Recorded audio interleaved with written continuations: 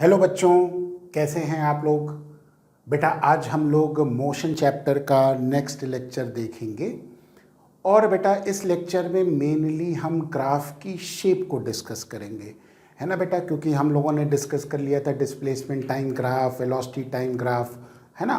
तो आज हम बेसिकली क्या होगा कि ग्राफ की जो शेप्स होती हैं वो किस तरह की होती हैं अलग अलग पोजीशंस में और उनका क्या मतलब होता है बेटा वो डिस्कस करेंगे। तो सबसे पहले कुछ हम लोग एग्जाम्पल लेते हैं डिस्प्लेसमेंट टाइम ग्राफ का। देखो बेटा, जैसे फर्स्ट वाला ग्राफ जो है ये जो है डिस्प्लेसमेंट वाई एक्सिस पे है और टाइम हम लोगों ने एक्स एक्सिस पे लिया हुआ है। आपकी ग्राफ जो है टाइम लाइन के पैरेलल है ना बेटा। टाइम लाइन मतलब एक्स एक्सिस के पैरेलल है। तो टाइम लाइन के जो पैरेलल ग्राफ होता है तो इसका मतलब जैसे जैसे टाइम बढ़ रहा है बेटा बॉडी की पोजीशन चेंज नहीं हो रहा है, डिस्प्लेसमेंट क्या है, कांस्टेंट है। यानी कि ये ग्राफ रिप्रेजेंट करेगा कि बॉडी कैसे है, स्टेशनरी है, रेस्ट पे है। तो हम यहाँ पे लिख देंगे कि बॉडी इज स्टेशनरी, है ना। स्टेशनरी का मतलब कि वो बॉडी कहाँ पर है, रेस्ट पर है, यानी कि नो मोशन हो गया, मोशन नहीं है। ठीक, इस तरह के ग्राफ का इंटरप्रिटेशन ये आएगा। तो ऐसे करते हुए हर एक अलग अलग ग्राफ का अलग अलग इंटरप्रिटेशन करते चलेंगे और देखते चलेंगे कि क्या क्या अलग अलग ग्राफ हमारे पास अलग अलग क्या माने रखता है। ठीक है। और फर्दर अब आप देखिए किसी भी डिस्प्लेसमेंट टाइम ग्राफ में बेटा मैंने आपको बताया था कि डिस्प्लेसमेंट टाइम ग्राफ का जो स्लोप है वो बताता है वेलोसिटी। तो अगर यहाँ पे अगर आप देखें जो भी टाइम लाइन के पैरेलल है तो इसका स्लोप ज़ीरो होगा तो वेलोसिटी ज़ीरो होगी। तो हम यहाँ लिख देंगे कि स्लोप इज़ ज़ीरो। इसका मतलब वेलोसिटी भी क्या हो गई, ज़ीरो हो गई, है ना। तो वेलोसिटी ज़ीरो है यानी कि बॉडी का मोशन नहीं है। ठीक, ये हमारे पास first interpretation of the graph हो जाएगा। ठीक है, ऊपर वाले का। अब आते हैं नेक्स्ट वाला ग्राफ, ये वाला ग्राफ। अब आप इसको क्या देखेंगे, देखो बेटा डिस्प्लेसमेंट टाइम एक पर्टिकुलर स्ट्रेट लाइन से रिप्रेजेंटेड है, यानी कि बॉडी मोशन में है और जैसे जैसे टाइम बढ़ रहा है बॉडी की डिस्प्लेसमेंट बढ़ रही है ना। तो equal displacement in equal time, इसको कहते हैं यूनिफॉर्म मोशन। तो हम यहाँ पे ये कह सकते हैं कि body is in uniform motion, है ना बेटा। हमने डेफिनेशन याद है आपको दी थी कि यूनिफॉर्म मोशन क्या होता है और नॉन यूनिफॉर्म मोशन क्या होता है। Equal displacement in equal time uniform, unequal displacement in equal time non uniform. तो body is in uniform motion, इसका मतलब कि इसके केस में स्लोप हमारे पास ऐसा है ना। तो ये मतलब जितना ज़्यादा स्लोप होगा उतनी वेलोसिटी ज़्यादा होगी। तो हम कह सकते हैं कि वेलोसिटी इज कांस्टेंट, है ना बेटा। क्लियर। अगर सपोज कर लो दो ग्राफ का कंपैरिजन करना है ना। तो अगर सपोज कर लो कि मान लो इसी में एक ग्राफ हमने कुछ ऐसे बना दिया, ठीक, और दो अलग अलग बॉडीज के लिए, ए के लिए और बी के लिए। तो बताइए किसकी वेलोसिटी ज़्यादा होगी।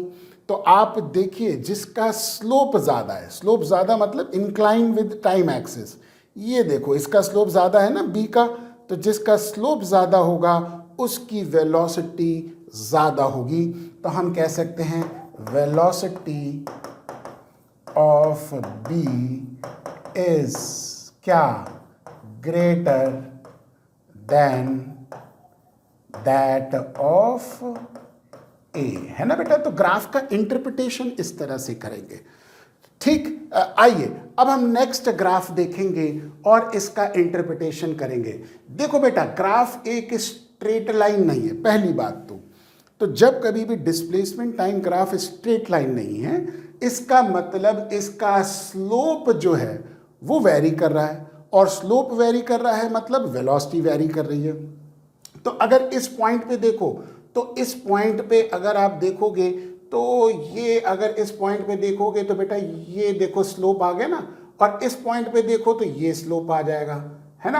तो अगर हम दो पॉइंट मार्क कर लें, लेट अस से ये पॉइंट ए हो गया और ये पॉइंट बी हो गया। आप देखो बेटा, बी पॉइंट पे स्लोप ज़्यादा है, ए पॉइंट पे स्लोप कम है, यानी कि ए पे वेलोसिटी कम है, बी पे वेलोसिटी ज़्यादा है, तो बॉडी क्या हो गई, एक्सेलरेटेड मोशन पे हो गई। तो हम यहाँ पे कहेंगे बॉडी इज या motion is a non uniform motion, है ना, नॉन यूनिफॉर्म मोशन,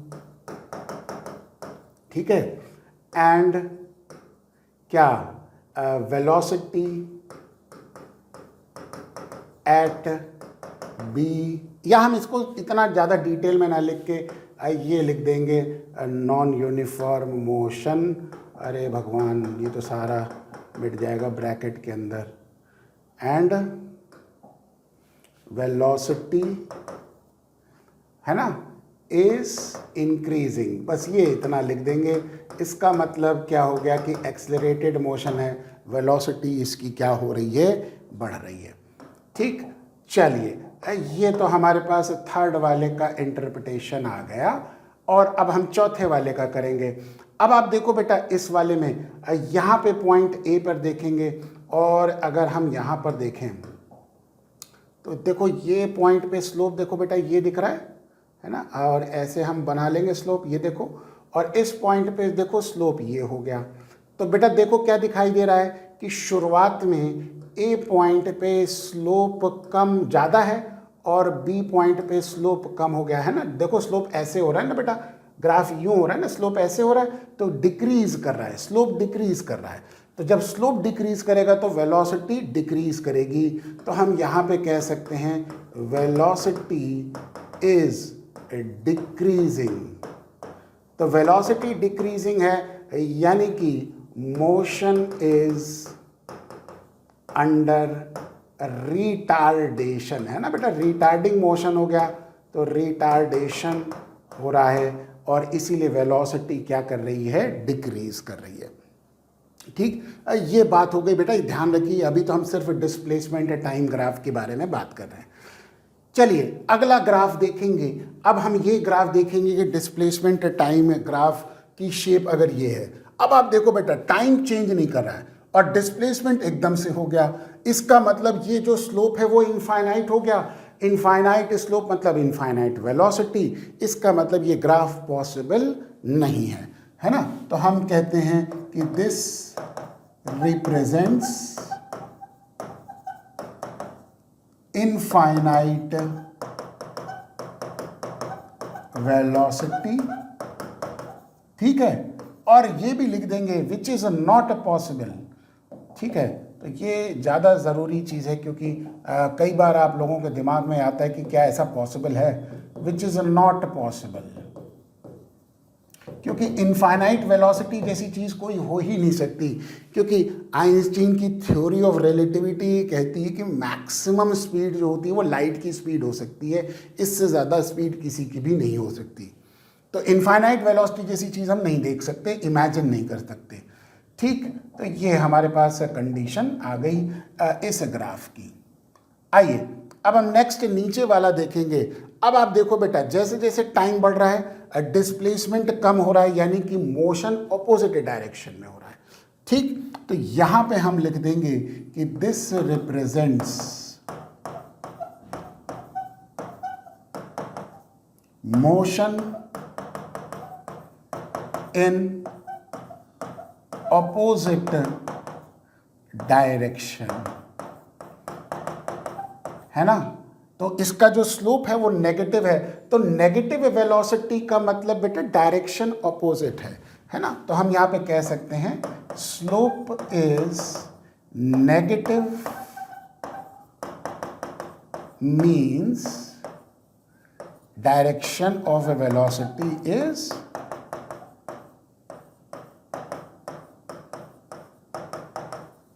ऑपोजिट, है ना बेटा। ठीक, तो ये हमारे पास ऑपोजिट डायरेक्शन में मोशन हो गया, यानी कि ओरिजिन की तरफ हम वापस आ रहे हैं, जो रेफरेंस पोजीशन है उसकी तरफ हम वापस आ रहे हैं। चलिए नेक्स्ट जो ग्राफ है देखते हैं ये क्या कहता है। ये तो बातें हो गई डिस्प्लेसमेंट टाइम ग्राफ से रिलेटेड। पहला ग्राफ वेलोसिटी टाइम ग्राफ का देखिए क्या इंटरप्रिटेशन आता है इसका, और इसका इंटरप्रिटेशन कुछ इस तरह से आएगा, देखते हैं।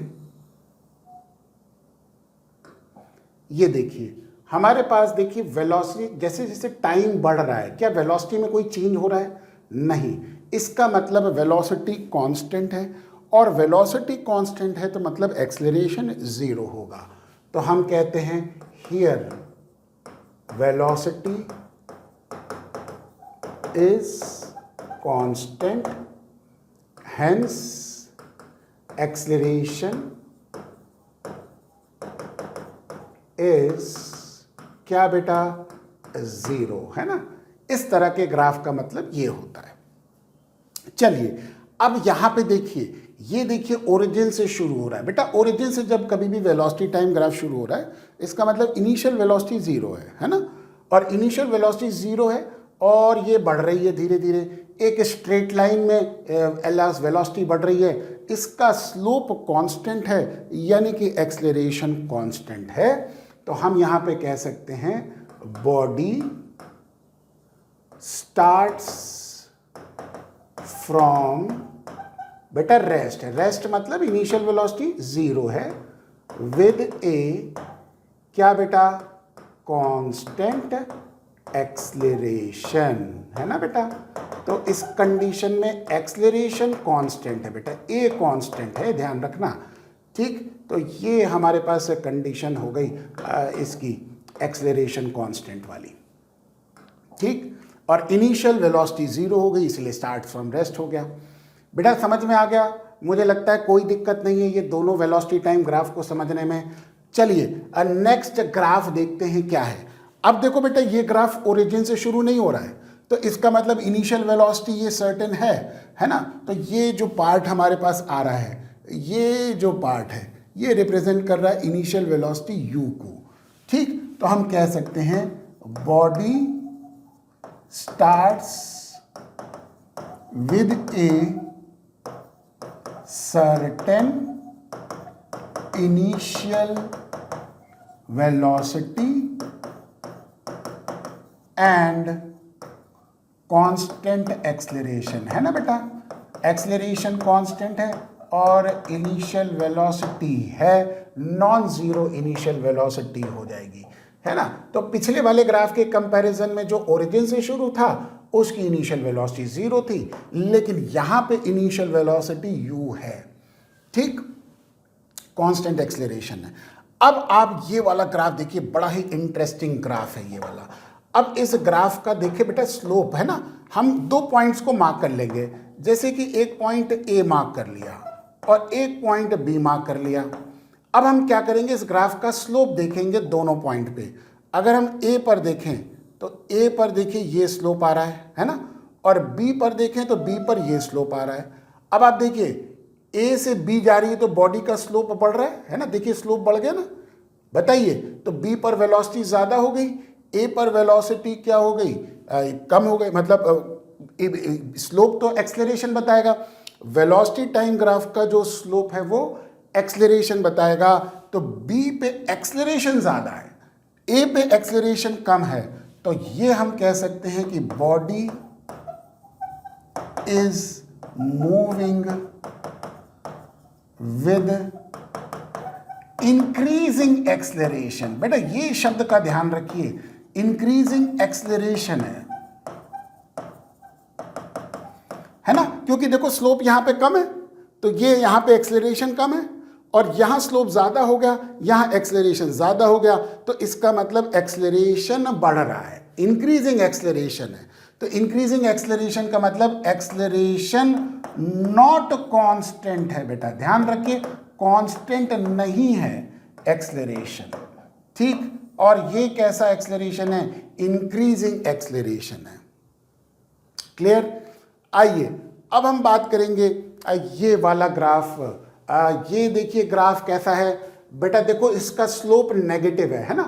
कभी भी आप स्लोप को देखें, ये वाला स्लोप जीरो, ऐसे वाला स्लोप पॉजिटिव, ऐसे वाला इनफाइनाइट, और ऐसे आते ही नेगेटिव, ठीक। फिर से देखिए, पेन को देखिए बेटा, हॉरिजॉन्टल है, स्लोप जीरो, ऐसे है स्लोप पॉजिटिव, ऐसे है स्लोप इनफाइनाइट हो गया, और ऐसे है स्लोप नेगेटिव।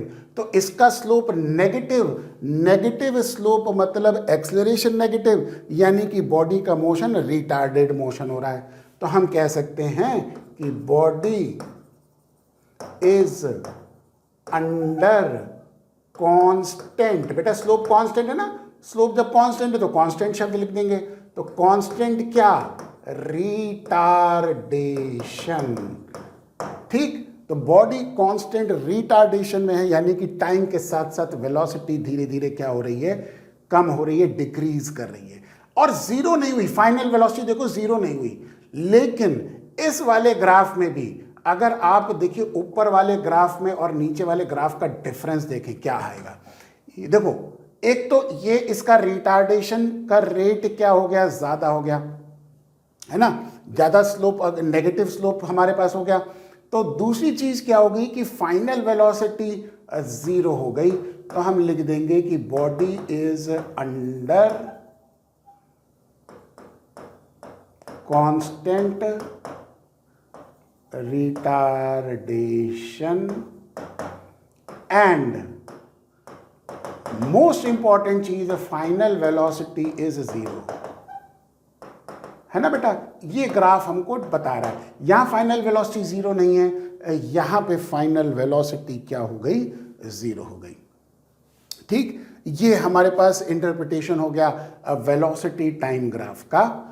अब हम बात करेंगे एक्सेलरेशन टाइम ग्राफ की। बेटा देखो एक्सेलरेशन और टाइम है ना, इसमें बहुत ज़्यादा हमको नहीं करना है, क्योंकि आपका लेवल जो है बहुत ज़्यादा हायर लेवल नहीं है, और इसमें बस ये शेप को समझना है कि क्या मतलब होता है। और अब तक तो आप ग्राफ की शेप को समझ ही गए होंगे कि किस तरह की शेप आ रही है। अब देखो बेटा टाइम के साथ एक्सेलरेशन कांस्टेंट है, तो इट रिप्रेजेंट्स क्या, कांस्टेंट एक्सेलरेशन, है ना बेटा। तो acceleration time graph constant acceleration हमारे पास ये बताएगा।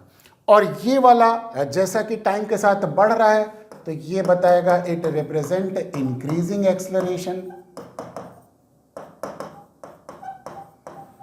इंक्रीज कर रहा है ना बेटा।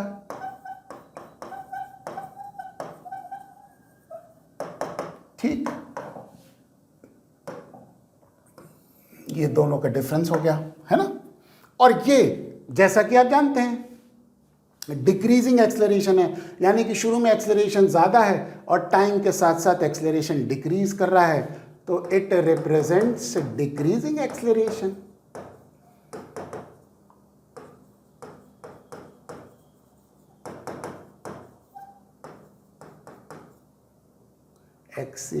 एक्सीलरेशन। अब ये बताइए क्या ये पॉसिबल है। देखो बेटा टाइम चेंज नहीं हुआ लेकिन एक्सेलरेशन एकदम से शूट अप कर गया, इनफाइनाइट एक्सेलरेशन हो गया। तो यहाँ पे this graph is not possible कह देंगे, है ना। तो ये ज़्यादा ज़रूरी चीज़ है कि this graph acceleration time graph is not possible. कई बार आप लोगों को ऐसा ग्राफ दे देंगे और पूछ भी सकता है कि क्या ये ग्राफ पॉसिबल है, तो आपको अंदाज़ा लग जाना चाहिए कि कोई भी टाइम लाइन के परपेंडिकुलर कोई भी चीज़ होगी वो ग्राफ पॉसिबल नहीं होगा, क्योंकि उसका जो स्लोप है वो इनफाइनाइट होगा, यानी कि rate of increase of acceleration वो इनफाइनाइट हो गया, एक्सेलरेशन फिर इनफाइनाइट तो हो ही जाएगा, है ना। तो ये चीज़ है। चलिए उम्मीद करता हूँ कि बेटा ये ग्राफ की शेप्स आप लोगों को क्लियर हो गई होगी। तो आज बेटा हम लोगों ने अलग अलग ग्राफ की शेप को डिस्कस किया, ठीक है बेटा। नेक्स्ट क्लास से पहले इनको रिवाइज ज़रूर करते रहिएगा। चलिए आज के लिए इतना ही बहुत है। Thank you so much, have a nice day.